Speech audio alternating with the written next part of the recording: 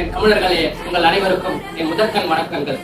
சுதந்திரத்தை பற்றி பேசும்போதெல்லாம் எனக்கு என்ன உரிமை இருக்கிறது என்ற கேள்வியை தான் கேட்கிறார்கள். ஆனால் உண்மையான நல்ல குடிமகன் கேட்க வேண்டிய கேள்வி என்னவென்றால், என்னால் மற்றவர்களுக்கு பாதிப்பு இருக்கிறதா அல்லது என்னால் யாரும் பாதிக்கப்படுகிறார்களா என்பதை தான் கேட்க வேண்டும். இவ்விடத்தில் ஒரு மிகப்பெரிய வேறுபாடு இருக்கிறது. அது என்னவென்றால், சுயநலம் சொல்வது எனக்கு என்ன உரிமை இருக்கிறது என்று, ஆனால் பொறுப்பு சொல்வது என்னால் யாருக்கும் பாதிப்பு இருக்கிறதா என்று தான். இதற்கு ஒரு சிறிய உதாரணத்தை சொல்ல விரும்புகிறேன். ஒரு வகுப்பறையில் ஒரு ஆசிரியர் இருக்கிறார். அவர் எல்லாருக்குமான பேசும் வாய்ப்பினை அளிக்கிறார். அது சுதந்திரம். ஆனால் ஒரே ஒரு மாணவன் மட்டும் தொடர்ந்து பேசிக்கொண்டே இருந்து மற்றவர்களுக்கு வாய்ப்பு கொடுக்கவில்லை என்றால், இவ்விடத்தில் நான் ஒன்றை மட்டும் தெளிவாக சொல்லிக் கொள்ள விரும்புகிறேன். அவனுக்கு பேசும் உரிமை இருக்கிறது, ஆனால் அதே சமயம் மற்றவர்களுக்கும் பேசும் உரிமை இருக்கிறது என்பதை அவன் அறிந்து கொள்ள வேண்டும்.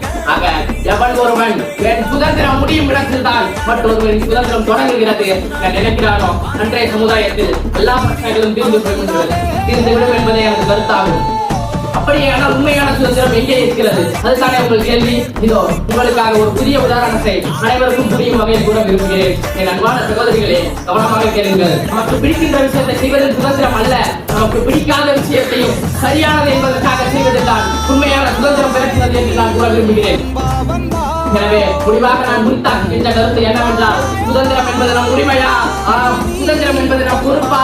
ஆம். ஆனால் உரிமையை மட்டும் ஏற்றுக்கொண்டு பொறுப்பை விட்டுவிட்டால் அது சுதந்திரம் அல்ல, சுயநலம்.